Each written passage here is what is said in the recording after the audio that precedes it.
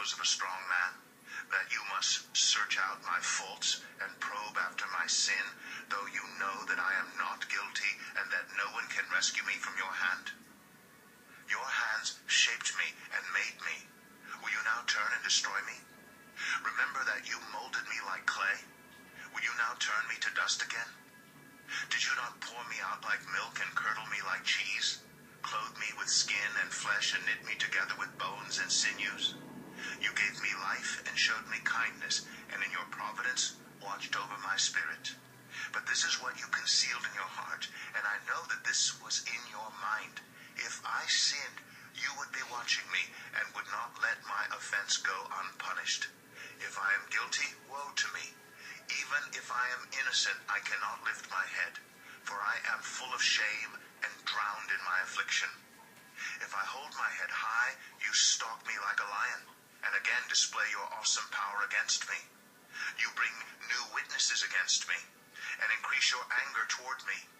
Your forces come against me, wave upon wave. Why then did you bring me out of the womb? I wish I had died before any eye saw me. If only I had never come into being, or had been carried straight from the womb to the grave. Are not my few days almost over? Turn away from me so I can have a moment's joy before I go to the place of no return, to the land of gloom and utter darkness, to the land of deepest night, of utter darkness and disorder, where even the light is like darkness. Job 11. Then Zophar, the Naamathite, replied, Are all these words to go unanswered? Is this talker to be vindicated? Will your idle talk reduce others to silence? Will no one rebuke you when you mock? You say to God, My beliefs are flawless, and I am pure in your sight. Oh, how I wish that God would speak, that he would open his lips against you and disclose to you the secrets of wisdom, for true wisdom has two sides.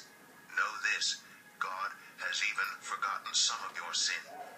Can you fathom the mysteries of God? Can you probe the limits of the Almighty? They are higher than the heavens above. What can you do? They are deeper than the depths below. What can you know? Their measure is longer than the earth and wider than the sea. If he comes along and confines you in prison and convenes a court, who can oppose him? Surely he recognizes deceivers, and when he sees evil, does he not take note? But the witless can no more become wise than a wild donkey's colt can be born human.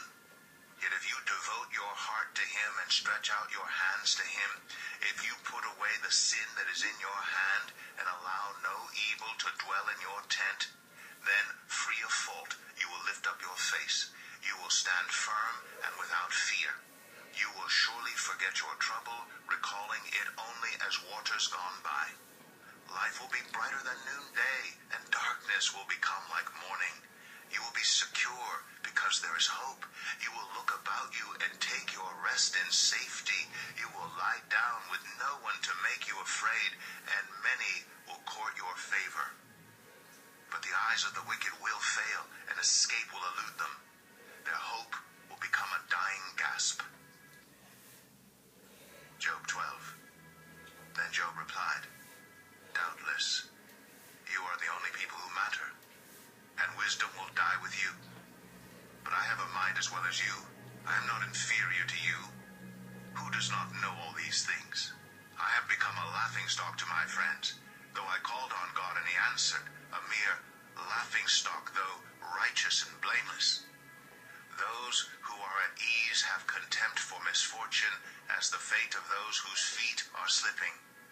The tents of marauders are undisturbed, and those who provoke God are secure. Those God has in his hand.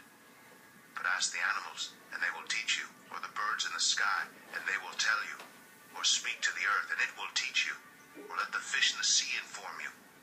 Which of all these does not know that the hand of the Lord has done this?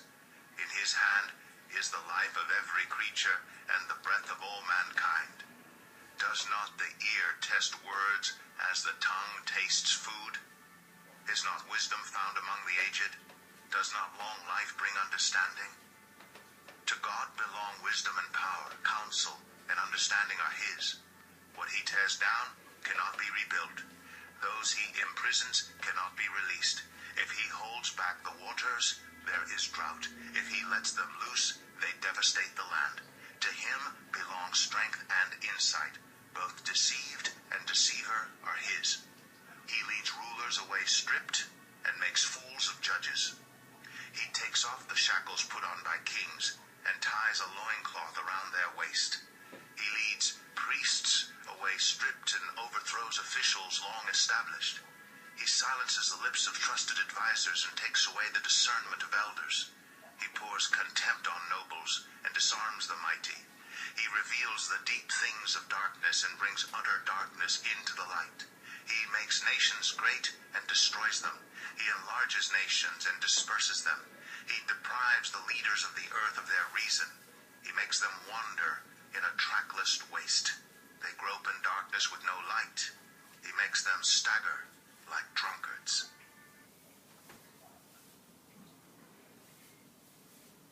Job 13. My eyes have seen all this. My ears have heard and understood it. What you know, I also know. I am not inferior to you. But I desire to speak to the Almighty and to argue my case with God.